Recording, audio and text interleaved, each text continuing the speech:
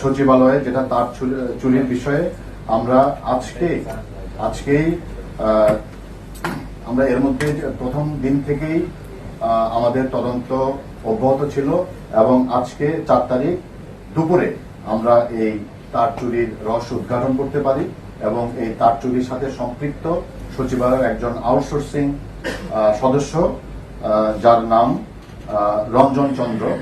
তাকে আমরা গ্রেফতার করি এবং সে এই তারগুলো যেখানে বিক্রি করেছে সেই ভাঙ্গারি দোকান থেকে আমরা